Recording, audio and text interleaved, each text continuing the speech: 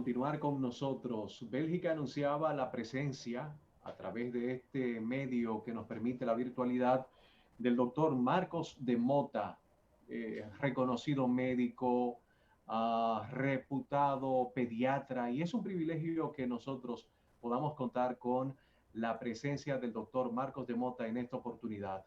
Doctor, buenas noches, bienvenido.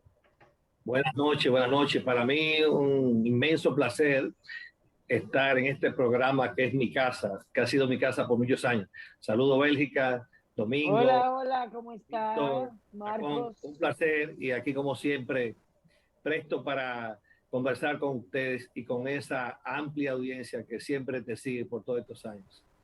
Muchas gracias, Marcos. Gracias por aceptar la invitación. Y lo que está ocurriendo en nuestro país con los niños especialmente es terrible, con la difteria. ¿Por qué hay tantos casos en República Dominicana de difteria?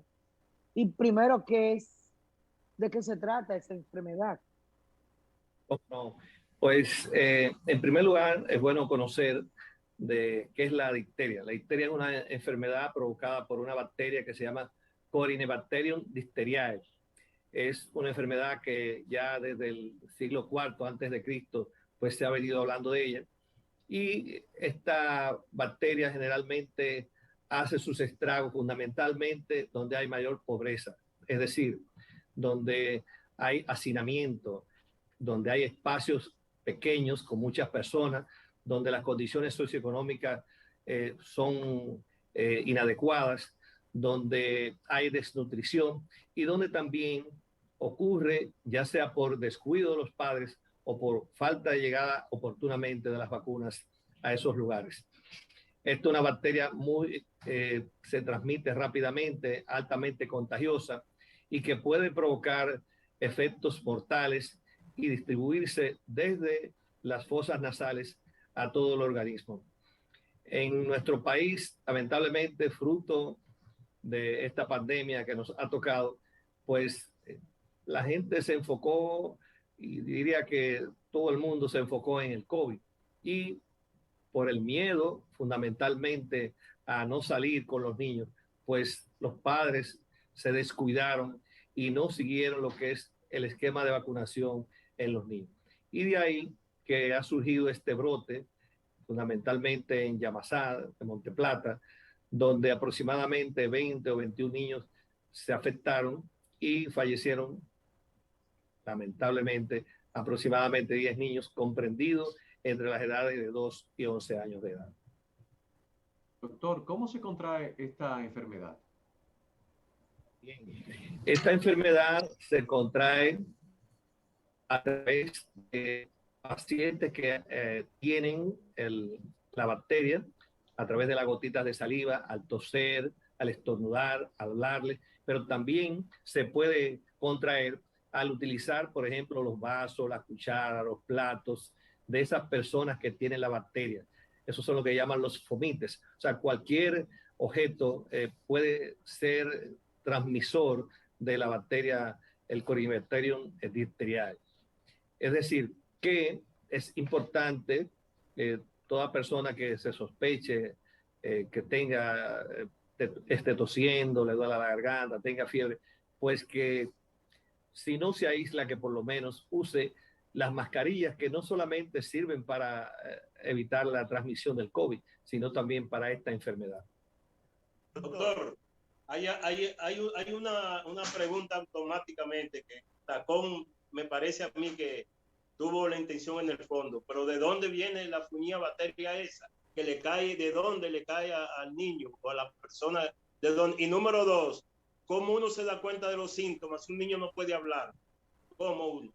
Perfecto. Es una pregunta muy interesante y ese es el punto nodal para orientar a todo ese público que nos está viendo. La bacteria generalmente está en la boca, en las fosas nasales o puede ser en la piel también de pacientes contaminados con la bacteria. O sea, un adulto, un niño que esté enfermo, al toser, al hablarle o si otra persona susceptible ya hemos hablado de condiciones de pobreza, de nutrición, que no tenga, eso es importante, el esquema de vacunación completa. Entonces, a través de esa gotita de saliva, cuando usted habla, tose, estornuda encima de un niño, pues esa es la vía a través de la cual penetra esa bacteria. Esta bacteria puede penetrar por diferentes vías. Existen difterias, primero a nivel de conjuntiva, que es más rara, es rara, a nivel de fosas nasales. Cuando tenemos una difteria a nivel de fosas nasales, pues puede pasar inadvertido muchas veces porque se comporta inicialmente como un resfriado común, con malestar general, con una fiebre ligera, con secreciones que primero son blanquecinas, pero luego pueden tornarse mucopurulenta y sanguinolenta, hasta pueden llegar a botar sangre con un mal olor. Ya la que es más importante y es la causante de las muertes fundamentalmente, que es la difteria que afecta la amígdala, la faringe y que puede transmitirse a la laringe, tráquea y bronquios. ¿Cómo uno sospecha que un niño tiene o pudiera tener la difteria? Pues perfecto. En primer lugar, inicia con un cuadro de malestar general, puede toser, puede tener falta de apetito, dolor al deglutir, limitación para tragar los alimentos y al principio en las amígdalas, la mayoría de la gente ha visto lo que es una amigdalitis y ahí es importante hacer la diferenciación porque muchas veces los padres dicen, ah, no, eso es una amigdalitis, ponle una inyección famosa que se utiliza frecuentemente y tal vez ahí viene el descuido porque al principio puede confundirse. La fiebre por la difteria al principio no es tan fuerte. En la amigdalitis es una fiebre mucho más intensa.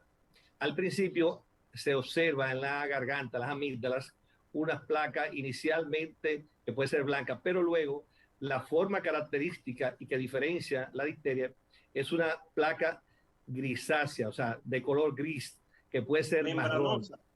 Exactamente. Eso se dice que es una pseudomembrana, porque realmente no es una membrana, y se ve una placa muy grande, si nos tienen las imágenes por ahí que enviamos, se puede observar perfectamente. Esa membrana, cuando se intenta quitar o desprender, sangra fácilmente. Esa es una característica fundamental. En el caso de que ese paciente, ese niño no se lleve a tiempo al médico, al centro de salud más cercano, pues entonces este cuadro puede avanzar. Es decir, empezar a inflamarse todo lo que es el área alrededor de las amígdalas, extenderse a la faringe, a la laringe, a la tráquea y a los bronquios y provocar una inflamación del cuello, que es lo que es llamado, se asemeja a un cuello de toro, es decir, por la inflamación fuerte que se provoca ahí. Esa fuerte inflamación va a traer como consecuencia, en caso de que no se haya llevado, y ahí es que está probablemente la causa de muchas de esas muertes, es por que ha pasado inadvertido para los familiares, es que puede provocar una obstrucción que le impida la respiración. Y si ese paciente no es abordado de manera atinada y urgente, pues puede morir por una obstrucción mecánica, es decir, puede morir asfixiado por esa inflamación que comprime la laringe y también afecta los bronquios y los pulmones. Entonces, ese es el mecanismo inicial de cómo se produce esta difteria. La difteria también puede, aparte de lo que se llama la difteria faringoamidalar, puede ser también una difteria de la laringe y de la tráquea. Es decir, estos niños pueden comenzar con fiebre no muy alta, tos, dificultad para tragar y una tos que puede ser ronca. Si el cuadro avanza, estos pacientes entonces comienzan a presentar dificultad respiratoria y si no se maneja adecuadamente, pues llega un momento que entra en una insuficiencia respiratoria y el paciente, pues lamentablemente tiene un desenlace fatal. Hay otro tipo, ajá. ¿Me voy a preguntar algo? Ok, no, ahí mismo. Hay una situación, usted ha dicho que los casos se dan más en las personas o los lugares más vulnerables. Pero ¿qué pasa? Que también hay otras razones. Primero, que cuando los niños nacen, obligatoriamente hay un programa de vacunación a ese niño hasta cierta edad, en la cual tanto los padres como la responsabilidad de salud pública tienen una responsabilidad de llevarle y darle esa vacuna a ese niño. ¿No ha habido una irresponsabilidad compartida en esta parte? Yo pienso que sí, es decir, eh, todos nos enfocamos en el COVID y tal vez no se publicitó o estimuló o se le recordó a los padres que también debieron continuar con la vacunación de las demás enfermedades.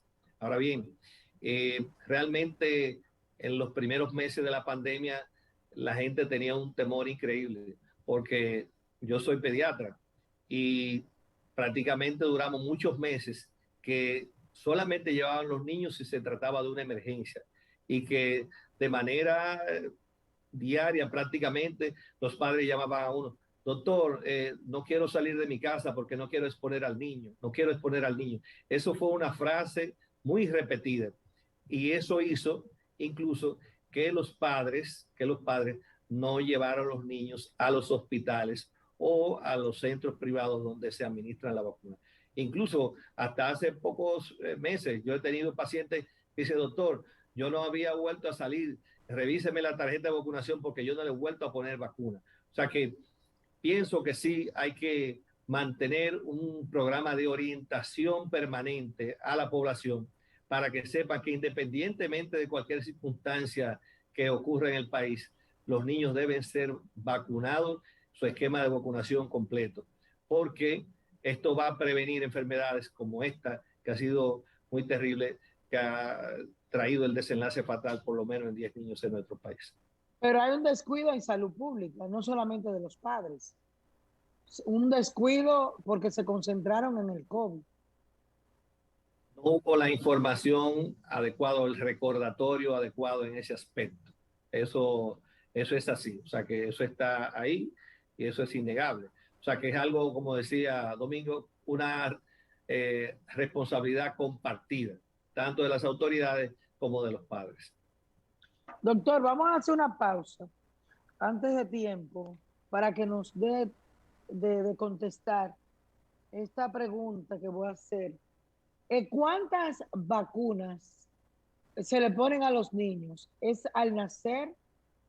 ¿Qué cantidad? Después, sobre su crecimiento.